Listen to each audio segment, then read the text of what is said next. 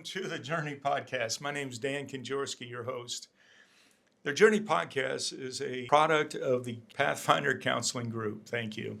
Pathfinder Counseling Group. And I'm your host, and this is Ms. Krystal Barbosa, who is our marriage and family therapist at the Pathfinder Counseling Group.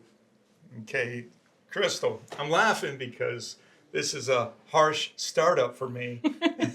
It's okay. Excuse the pun. No, I love it. And then I think we're going to talk about it in just a minute, aren't we? We are. What are we going to talk about today? So today we're going to talk about the 6 predictors of divorce based off of John Gottman's work and the Love Lab. And so the first one is, like you said, harsh startup. So starting a conversation with something that is kind of negative, some sarcasm, some criticism, those type of things, those are considered harsh startups and definitely a bad way to start a conversation with your partner. Well, let me ask you, where does criticism and sarcasm come from in terms of, is it part of the way we were raised? Is it what kind of communication style? And where does it come from in our heart or in our thinking? How do we develop? Is it a defense mechanism, perhaps? I don't know. That's a good one. Yeah, it is a defense mechanism, actually. That's why we have such a strong word on when it comes to harsh startups. That's why it's so important to be careful with your words, because you're going to have your partner be on the defensive. If I was talking to you and I criticized you, right, you wouldn't want to have a conversation with me anymore, would you? You'd kind of be on the defensive. Right. And so in that way, that's exactly what it is. You're right. Okay. All right, so that's our first predictor of divorce, sarcasm and criticism. What are the solutions to it? Or how can we, what does this say? What does that say? Use a gentle startup? Yeah. So a lot of times a gentle startup is something that is not, it's more I statements, more like, I have something I'd like to talk about, honey. There's something that, is bothering me, rather than you did something wrong the other day and I want to talk to you about why you're the problem. Right. Because that's automatically going to put them in the defensive. Okay. Yeah. All right. So a gentle startup basically is the use of I statements versus you statements. Correct. Okay. And I know I talked about it last week, but using I statements really opens us up. It makes us vulnerable to our loved one. For me and my wife, if I use the I statement towards Maribel, I would make myself vulnerable to her. Oh, yes. Right. Yeah. Okay. So that's the first predictor of divorce. What would be the second predictor? Okay. So the second predictor has 4 within it. And so they call it the 4 Horsemen of the Apocalypse. And so here it is. I'm sure you'll see it again and again. But it's basically the criticism, the contempt, the defensiveness, and the stonewalling. Okay. And so each one of these are a predictor of a harsh startup, basically. And so have the criticism, you're basically saying to your partner, there's something wrong with you. You're the blame, you're the problem, not me. And automatically that's going to put them in the defensiveness, in the defensive side. The next one you have is contempt, when it's considered to be the most destructive of all of them. Considered, if this is in your relationship and it doesn't go away, it will lead to divorce for sure. And that's in the way of blaming your problem on your partner, name calling, doing the blame, character assassination, things like that. Right. These are all ways to put your partner on the defensive again. And then stonewalling, of course, is what we all know is when we're turning away from our partner rather than trying to fix the problem. Right. We might ignore them, we might walk away, we might wait days and days and never really resolve the problem, but that becomes a problem in itself. Yep. And I think some people choose stonewalling too, with the idea that if I just leave and walk away, things will calm down. And then I can come back and visit. But I think it's important that before we leave and walk away, we let our loved one know that, like I would say, Maribel, I'm walking away right now. I need a break for a few minutes. I think you two as well. Yeah. So we'll take, 15, 20 minutes and then we'll come back and revisit it. Yeah. I think if we just walk away from it without saying anything, that negatively influences the other person. It would negatively influence my wife. Oh, yeah. Right. So I think it's important, though, that we understand stonewalling. Oh, yeah. And I think I'll jump off of what you just said. When our partner needs that break, we need to give them that break. A lot of us were raised in a way where we can't go to bed without the argument being resolved. Right. We can't walk away and take a break until this argument resolves. Right. That's not how all of us function, especially if we're not in the right mindset. We want that break so that we can get from our fight or flight instincts when we're defensive and everything, calm down so that we can actually have a calm conversation with our partner. Right.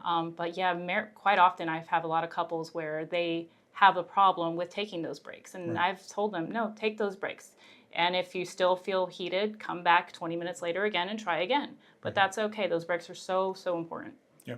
And I think, too, you said something, some of us are raised like that.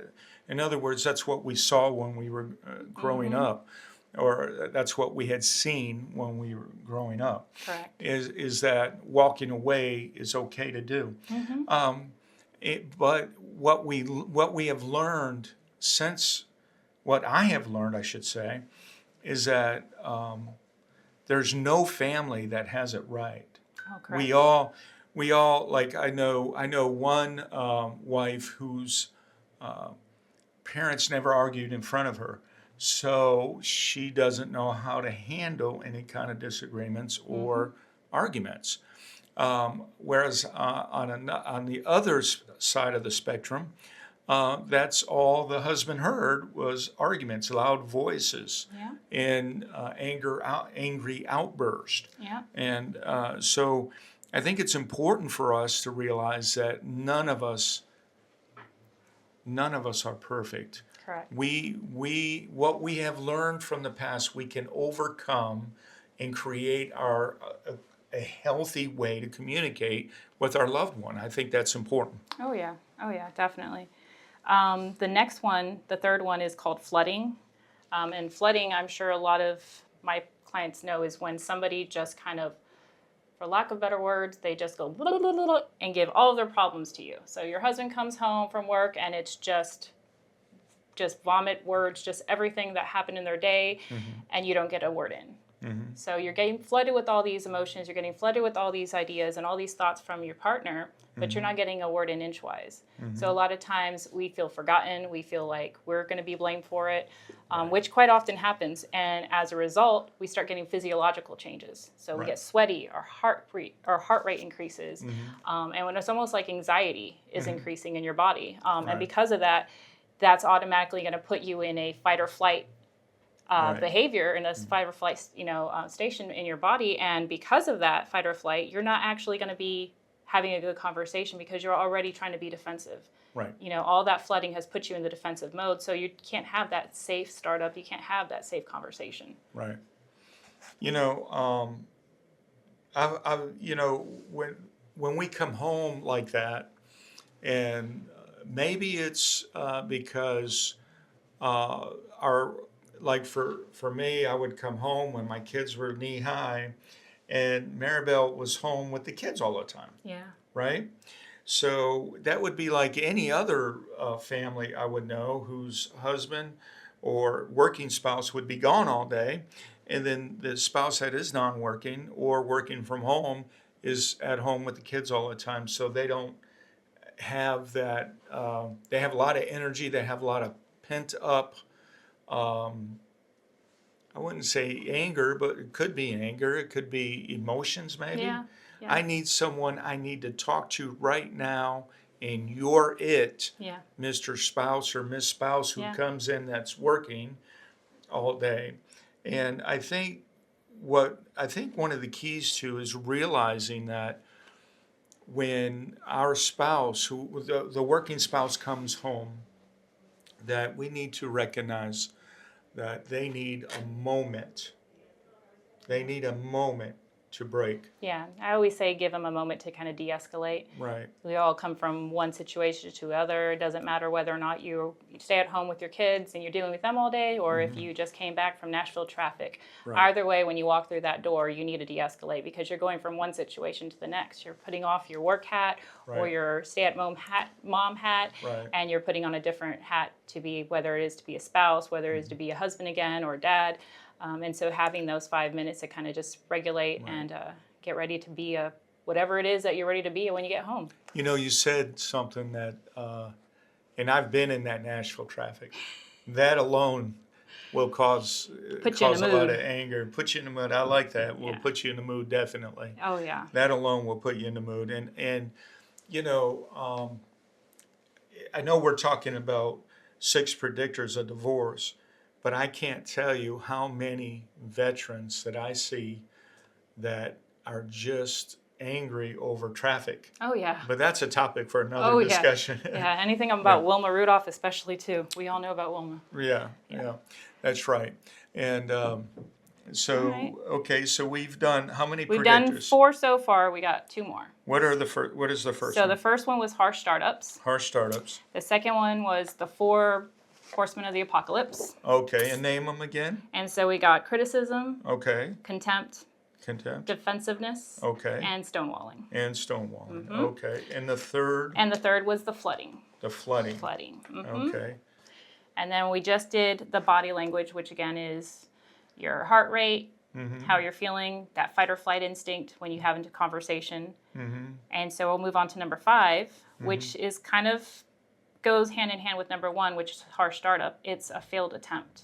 a what? A failed attempt. A failed attempt. A Okay. failed attempt is when your partner or yourself are trying to resolve the situation. Maybe you're trying to do a nice soft startup, but instead of your partner reciprocating likewise, they might say some sarcasm back. And so instead of them helping you make this conversation continue in a nice, smooth fashion, Right. they're going to throw in a monkey wrench and start some sarcasm, which is going to put you again back in the defensiveness. Right. And then we're not going down the road of peace. We're going down argument road. We're going down, just all this criticism and everything. And so the biggest part is to make sure that when your partner is trying to fix it, that you acknowledge it. You might not Right. agree with it, and you don't have to agree with everything your partner says, obviously. Right. But you definitely want to give them the benefit of the doubt when you see an attempt, because Right. otherwise you're going to continue in the argument.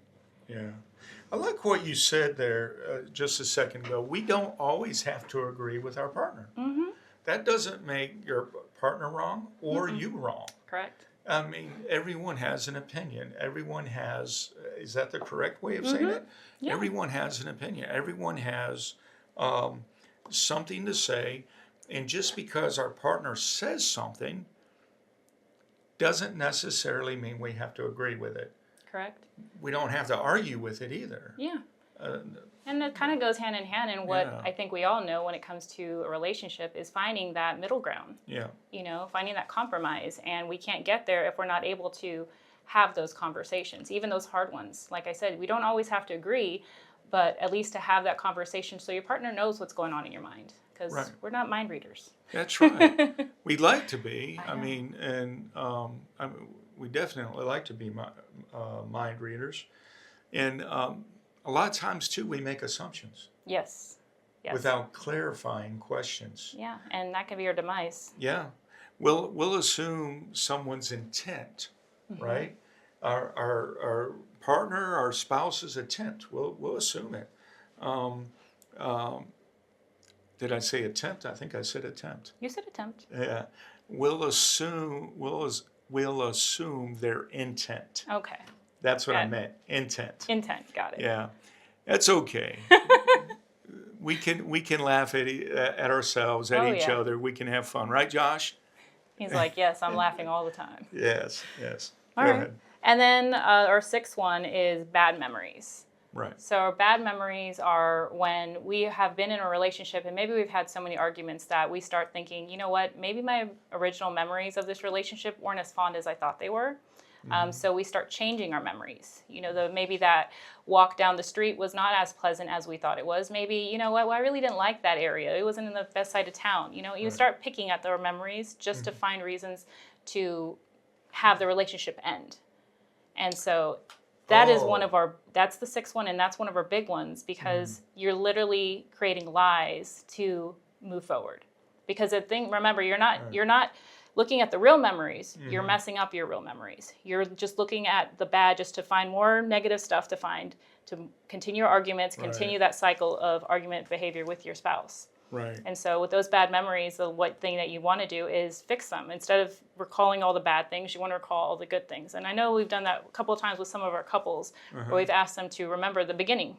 That's something that I've always told people, that when you're in a relationship, it doesn't matter if it's been 5 years, as in 20 years, remember the beginning. Because a lot of times we go on and there's arguments, there's moves, there's children, there's different, goals in life that we pass, different milestones, and we forget the beginning, So are you saying that bad memories, the intentional, the attempt and intention, There we go. intentionality to end the relationship, people will go to bad memories, or they will. It's like self-sabotage. Yeah. Yeah. That's. It's a sad thing, but it happens so often because people have that mindset. They've already had the partner have a harsh startup. They've already been, maybe there's contempt and sarcasm. So everything's been checked off so far. Right. That's making them think that, you know what, this isn't going to work. Well, you know what, the only thing I have going for me are those beginning memories that I remember. But you know what, maybe they weren't so good. Maybe those were actually bad memories. And so in order to make everything else flow and make sense, because everything else prior was bad, well, let's make the memories bad too. Because then it will make sense. Now it makes sense why he treats me so bad, or why she treats me so bad. Because from the beginning, I thought it was a good memory, but you know what? In reality, it wasn't as good as I thought. Right. And that is self-sabotage that happens quite often. Right. Yes. Yeah. It does. I mean, even we can self-sabotage our own selves by trying to recall our own bad memories. I mean, if we were single or whatever, we can often sabotage our own life, our own decision-making processes. Oh, yeah. By, I guess, negative thinking, or I know bad memories. That makes a lot of sense. They will intentionally take a memory where that was enjoyable, that will intentionally make it a bad memory, just so it will give them, that it would justify a breakup. Exactly. Wow.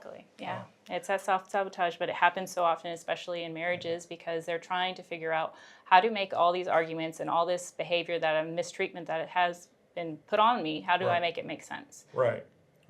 So again, we're talking about 6 predictors of divorce, right? And we just went over them. We did. Okay. We went through the harsh startup. So Right. there's the criticism, the sarcasm, everything in there. So Right. anytime that, you're just pretty much berating your partner instead of trying to have a good conversation. Right. Then there's the 4 horsemen of the apocalypse. So we talked about those. It's Right. the criticism, the contempt, the defensiveness, and then the stonewalling, of course. Right.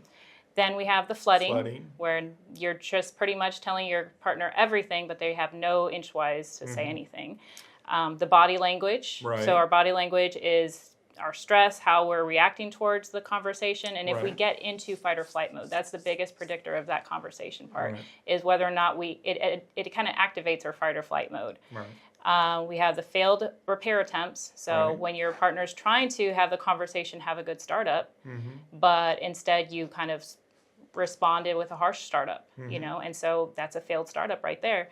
And then the bad memories, when we're trying to change the storyline to fit what we're going through. And it's a Right. sad truth, but yeah, that happens a lot. Right.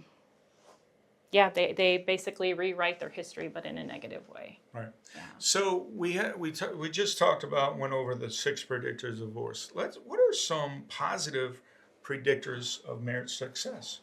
So the opposite. So this is Gottman's 4 Horsemen of the Apocalypse diagram, and I give it to my clients because on one side we have the criticism, which is the problem, of course, but then we have use gentle startup. So like what we were saying earlier, hey babe, we have an issue. This is what it is. This is my problem, or this is how I feel. Again, lots of I statements rather than you statements so that we don't have our partner go on the defensive. Right. For defensiveness, take responsibility. That's a hard thing for a lot of people to do because a lot of times that's when they want to get into defensive mode. But to take responsibility, that's a big, big thing. Right. And so just if you've done wrong, admit it. Let's talk about it and let's move on from there. But quite often we get stuck there because nobody wants to talk. Nobody wants to be responsible because there's the finger pointing. Right. For the contempt, build culture of appreciation. So building the culture of appreciation is basically showing your partner how much you appreciate them. Instead of saying, I'm going to blame you for everything. The problem's not me, it's you. It's, hey, babe, let's figure this out together. Okay. Hey, look what I did. I'm trying to help. Hey, babe, I know I messed up. Hey, again, owning it, but also saying, hey, I want to fix this with you. Right. And then the last one, of course, is stonewalling. And the best thing to do, obviously, is to not stonewall. So have that conversation. And if you need to take a break, like we were talking about, you can soothe yourself. You can go for a break. You can go for a walk. Listen to some music. Whatever you need to do so that you can be calm enough to have that conversation. Because, like we know, stonewalling, if you take it for days, it's not going to resolve anything. It's only going to make the situation 10 times worse. Right. So yeah, those are the fixers, I guess you can say, for it. Right. But it's not too bad. Yeah, go ahead. I think there's another fix too. Oh, please tell me. Yeah, I do. I think it's important that that as a couple or a family, it's important to have some. Now, I come from a Christian faith, so I'm speaking from a Christian faith. And I think it's important that we have a faith. For me, it would be a Christian faith. Yeah. And I think that is very foundation. It doesn't mean that we don't have this. It doesn't mean that listen to what Gottman calls it. He calls it the four horsemen of the apocalypse. He refers to a biblical concept here, a biblical reference. And I think, too, as well, that that my mind, it goes towards the idea that as members of a faith community, it's important that we experience what I would call God's grace. Even though we're experiencing this, we can experience God's grace, His mercy. We can experience spiritual growth.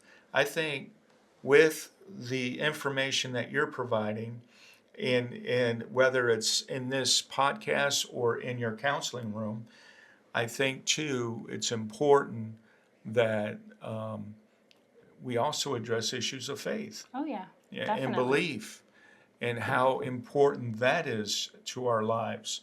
Because I think, it's a cliche, Krystal. It is a cliche where the family that prays together stays together, right? Yeah. It is a cliche, and people use it all the time, but I think, too, it's a truth. It holds truth. I agree. There's some truth to that. There is truth to that, not some. Oh, yes. But there's truth to that. That because we recognize that by doing so, we recognize there's something greater than ourselves. Yeah. And that something greater than ourselves is God. Yeah. And we have God in our life. So for me, I keep myself accountable to God. For my wife, she would keep herself accountable to God, right? Even though whether it's myself or my wife or anyone in the church may be experiencing the four horsemen of the apocalypse, we are still connected in a sense to God. Yeah. Now, I haven't done any percentages or any research on it. I shouldn't say percentages, but research. But there is divorce is even big in the church, and that's unfortunate. Yeah.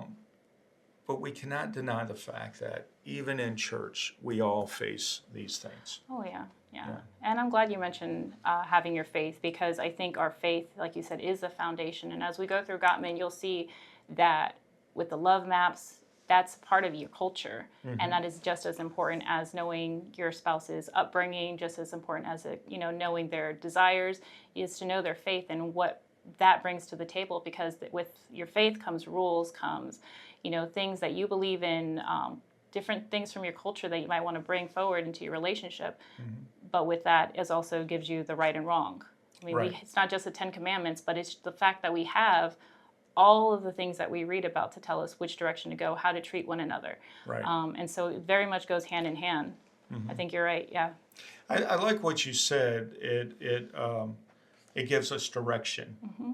Our motto here is we guide the way forward. I think the Bible has biblical instruction, especially those of faith, Christian faith, and the Bible gives us that direction, guides us the way forward, just as much as we as counselors guide the way, help our clients, help them move forward in life. For those of faith, of the Christian faith, too, as well.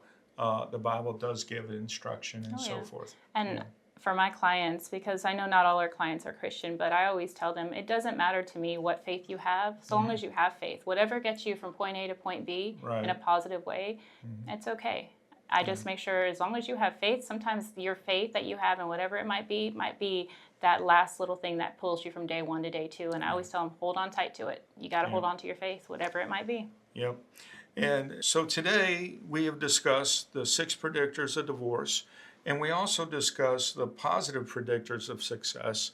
And we end today with this thought of our faith. Yeah. Our faith being a foundation to marriage. And from my perspective. Yeah. And I think from yours as well. Yeah, so definitely. today you've joined us at the Journey Podcast, where we guide the way forward with Krystal Barbosa, okay, and Dan Konjorski as your host. May God bless you, and we'll see you in the counseling room.